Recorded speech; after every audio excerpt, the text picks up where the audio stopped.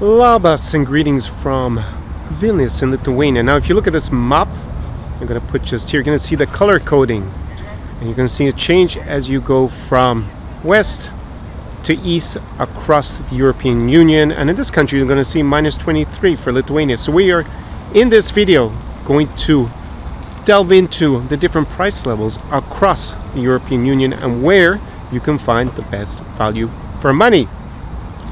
And if you're new to this channel, my name is Connor Klein, and I am a former lawyer at the EU institutions in Brussels in Belgium. That was a previous life.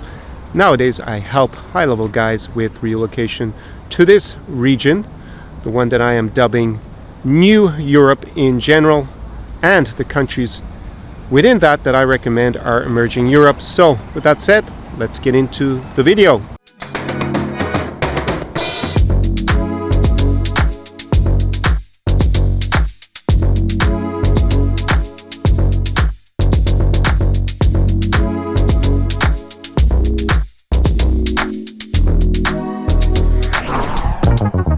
Experience. So a leitmotif on my channel when I describe what to expect when you come to this region, New Europe, or my picks that I choose for my clients that I put together and brand as Emerging Europe, is value for money. It is not about where is necessarily the cheapest place. Probably wouldn't even promote Europe in general if we were going to talk about the cheapest. You could look at Passport Bro channels and they'll tell you how cheap it is to live somewhere in Latin America, Africa, or Southeast Asia. It's definitely going to be cheaper there. But what I'm interested in for you and for my in-person clients in particular who come to live the Zara experience with me, my insider experience, because I'm known as the insider for this region, I am interested in showing them how they can live a very high quality of life, and they can do it for a better price, which will free up more of your resources so you can focus on investing more in your business, maybe doing philanthropy work with it, whatever you want to do with those extra resources. In my experience, universally, people love value for money. Not necessarily where is the cheapest, because obviously if you're getting commensurately low quality, then it cancels out the benefit. So in this region, or we're going to look now at the European Union. I'm going to put it up on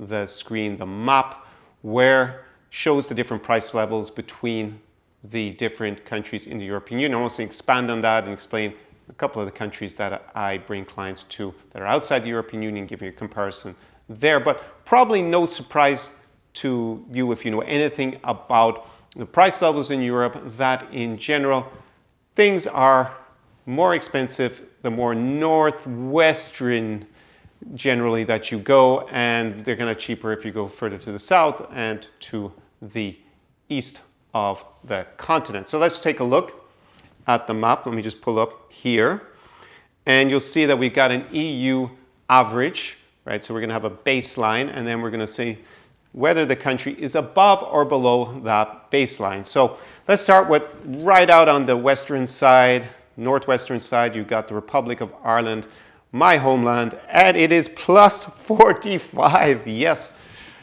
In order to enjoy the Emerald Isle, it will cost you an arm and a leg in general, because Ireland is definitely one of the most expensive countries in the European Union, along with Luxembourg. You'll see plus 52. And you know, some other countries there, probably not going to surprise you that Denmark is 43% above the average.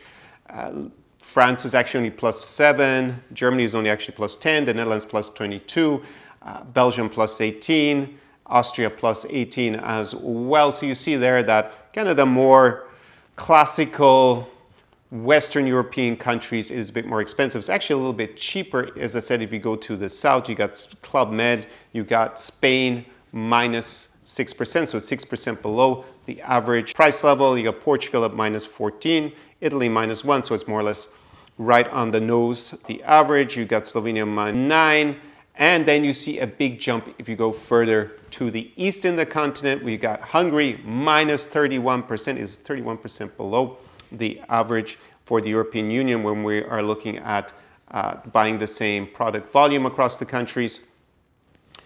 You've got Slovakia there, minus 18. You got Czechia, minus 17. So a little bit cheaper, well, significantly cheaper. When we're talking about Hungary, we got Greece at -16, Cyprus at -7, Malta -9. And if you go up to the Baltic states, we started this video in Vilnius out on the street, it's -23. So you can see it's a quarter that you can get, save when you're buying the same products compared to the EU average. And if you were to compare it to Ireland, it would be a lot cheaper. We're talking about, it's going to be 75% cheaper. It looks like just a quick tabulation there, but so you have a huge price differential. Neighboring Latvia -18 and Estonia only -6%. So now I want to dive a little bit more analytically as we go into some of the countries that have the biggest price differentials. If you look between 3 Baltic states, which are in the eastern part of the Baltics, and they are obviously countries that were in the, well, maybe not obvious to you, but they were in the Soviet Union, they had communism, and then their economies were held back for a long time. In the last 35 years, they have made huge progress. The infrastructure, the quality of life, it is just gone, it's improved leaps and bounds. They now have a GDP per capita that is double that of Russia.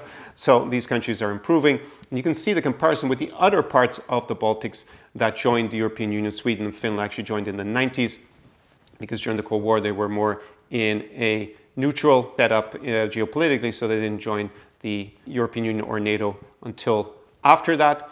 Sweden +22 and Finland +28, so they are a good bit significantly above the average. And then when you come across the Gulf of Finland to Tallinn, you will see that there's about a 34% price differential. So things are noticeably cheaper and you can get more value for money. The Finns and the Swedes, they do this all the time. They actually fly over to the other side of the Baltic Sea to enjoy a weekend, and maybe go shopping in one of the Eastern Baltic capitals. Now, getting into the countries that come with the lowest prices in the European Union. Dun-dun-dun-dun. We have Poland. Let's start with Poland. It is -37%, even though Poland is the economic powerhouse of the region. So Poland is also not a small country. It's not a huge country, but it is reasonably big. It has a population just a little bit under 40 million, but it is -37%. So if you compare that to Ireland, again, the difference in the percentages there is over 80%. Romania is -46%. Again, country is more mid-size, -46. So if you compare that to, say, Germany, it's going to be about half the price, more or less, and Bulgaria, -43. So there you have the 3 countries that are the cheapest in that sense. Now, said I would throw in some countries that are beside it, that I also bring clients to, that are not in the European Union. So we have Moldova, we have Ukraine, and we actually have Kazakhstan. Yes, part of Kazakhstan is in Europe. It is about more or less 10 or 15%. The territory of Kazakhstan is on the western side of the Ural Mountains, so we count it as Europe. And also the populations in Almaty or Astana, the capital, it tends to be about 15% of European origins. So there and in Moldova and Ukraine, it is going to be considerably cheaper even than Romania. Moldova is a little bit cheaper than Romania. It's probably going to be -50 something. I would say Ukraine with the Russo-Ukrainian war, and when you go there, obviously with your euro or your dollar or your pound or your yen, whatever currency you have, because the currency has devalued about 35 to 40% since 2022, the price level is markedly different. I would say compared to the price level in the Baltic states, it's maybe even half. So we could say it's definitely going to be well over -50. We could say I'm putting it the 60 to 70% price range. Similar for Kazakhstan, also the price level is a lot lower. It's probably, since it's not on the Eurostat statistics that we have here, Eurostat is a good source of information. What can we say about these figures? Because some of those countries are reasonably big. So they said Poland's like, -37%. However, if you were to go to Warsaw, the capital, it's not going to be -37%. Probably compared to where you're coming from. So what is the nuance here?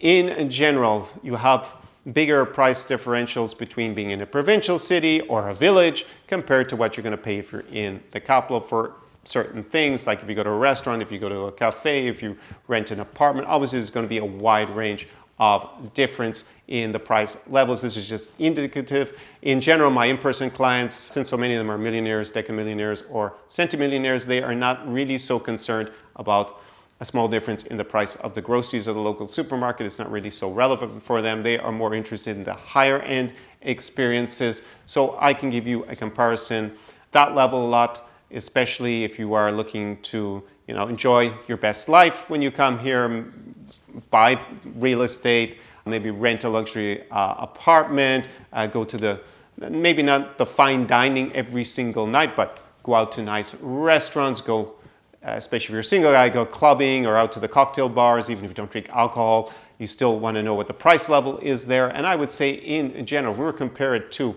I know the UK wasn't there on this schema of prices because, well, the United Kingdom left the European Union, so it's no longer going to be relevant in that sense to the Eurostat. I would say compared to a place like London, if we take a Paris, if we take a Berlin, which is a little bit cheaper, maybe a Munich or something like that, and then you compare going out, say, in Warsaw, then it is going to be markedly cheaper. I would say maybe 30% cheaper, 40% cheaper to go and enjoy yourself when you are out and about, especially in the evening, going to restaurants, all this stuff. It's probably about that kind of price differential. You also have to take into account the size of the city. Obviously, if you're looking at London, it's a huge city. It's probably close to around 10 million-ish. Same with Paris. Berlin is a good bit smaller. And that is kind of the big advantage, is that you can go and have these luxury experience or just high-end experience or high-quality experience, and it will be significantly cheaper. However, in a lot of those cities like going to Warsaw, or you're going to go to, say, Prague, maybe through the three Eastern Baltic capitals like Vilnius, Riga, and Tallinn, then it is going to be pretty much in that ballpark figure, probably about 30% cheaper. I did a comparison for my Estonia video that I'm working on where I compared, well, the price level to a similar city, say like Gothenburg, and then you can see that it is cheaper in Tallinn, but not crazy. It's not going to be, pennies on the pound or cents on the dollar. You're not looking at it being 20% of the price. It might be, 20 to 30% cheaper, 15%, depending on what you are looking at. So in general, you have a few different zones in the region. You have kind of the Baltic states with Poland, where if you're in the big cities and you're going to nice places, it is going to be cheaper than trying to live a comparable experience in the western part of Europe or in a big city, maybe in that southern part of Europe, where it seemed to be a bit cheaper. Like if you go to Milan or if you go to Madrid or Barcelona, yeah, there might be cheaper than doing a similar experience in London or Paris, but it's not going to be massively cheaper. It's not going to be half the price or something like that. Then you have the countries, as I said, even in Bucharest, it's not super cheap, but it is probably a different category once you get into cities like that. Or if you go to Moldova or to Ukraine or to Kazakhstan, where it is going to be considerably cheaper and it may even be half the price. Obviously, we have a few caveats because we're talking about Ukraine during the Russo-Ukrainian war. So probably not the place to go to right now if you're looking for the highest quality of life with Russian rocket attacks and a curfew, etc. But however, you get my point that this region, New Europe, and within it the countries I recommend, emerging Europe, these are countries that are on the way up. However, the price levels have not caught up, and you can live an absolutely fantastic level of life, quality of life in this region, because at the top end, you will be able to get the same, by and large, the same services, the same quality, maybe even better quality of food, depending on where you are, our lifestyle, than you will get in Western Europe. It's certainly on average a lot safer and a lot cleaner in general. Another thing that is sometimes overlooked when we're dealing with these big cities in Western Europe that are kind of, you could call them legacy brands at this point. The lifestyle probably was, way better compared to this region. Well, it clearly was 20 or 30 years ago, but that gulf is starting to narrow between the two, and you can live potentially a better life for better value for money by being here. We took a look today at the price levels. You see a very marked difference when you go from north to south, but definitely even starker when you go from west to east on the continent of Europe. So that is what you can benefit from when you come here. But just to emphasize, it's not the cheapest part of the world. If you were the typical passport bro, in inverted commas, then you'll probably look at going to somewhere like Southeast Asia or to Africa somewhere, or to somewhere like Latin America, where prices are going to be significantly cheaper than they are in general in Europe.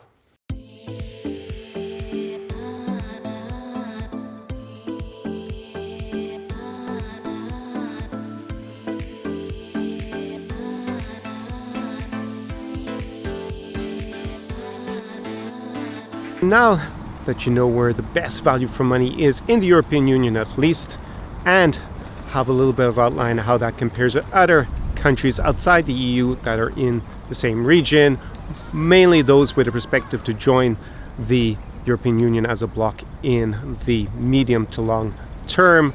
What are you going to do if you show up in a city like here in Vilnius or somewhere else in the region? Well, you're going to need to know where to go, and that is where I'm going to share with you my secret spots. Shh. Down below is a free PDF with my favorite cafes, restaurants, bars, etc., hospitality guide in some of the cities in this region that you might be visiting. Go down, it's completely free. Just type in your email address and you will receive it. Now, if you are new to this channel, then I recommend that you go and look at 3 playlists that I put together. The first one is basically a series of travel vlogs, city vlogs for some of the cities that I recommend in this region. Let's go check that out. Second playlist that I recommend is my Vodka Vodcast series, where I dive deep into the mentality of the people in this region. So it's long form content. There's well over 50 hours there, so be discerning, scroll through that and pick out the videos that most appeal to you for your education. And then thirdly, for the single guys, which are the bulk of my audience, have my set of tutorials for dating the uber beautiful, famed, renowned beauty of the women of this region, along with their values, grace, and elegance. So go check out that third playlist, and that will provide you with some good background information for when you come here. Either maybe you're only just going to come for a trip to check it out, or maybe you're a little bit more serious in enjoying a high quality of life in this part of Europe as opposed to further west, or maybe you're coming from North America. And in summary, this region that I recommend has a few advantages over Western Europe or North America, where the economies are more stagnant. So in general, these economies are growing quicker, so they have a lot more medium to long term perspective than, you know, the Canadian economy or the American economy or a big economy in Western Europe like United Kingdom or Germany. On top of that, it tends to be safer in terms of petty crime in this region than further west in Europe, or definitely in North America, where you have a lot of gun crime, for example. Also, in general, I would say the food is a lot better. At times, it depends where you are in terms of the climate and what your preferences are, but also quite enjoyable in a lot of this region. And then, for the guys who are single, of course, the big attraction is the local ladies here, famed for their beautiful, the mythical beauty of the women of this region, and also, to a certain extent, their values and their more educated demeanor, I would say, overall as a stereotype. So definitely, those are things that attract high-level, especially single men, to come and spend, say, 3 to 12 months per year in this region and seek their future here. So with that said, on this beautiful late September's evening in Vilnius, the capital of Lithuania, I'm going to say ciao ciao.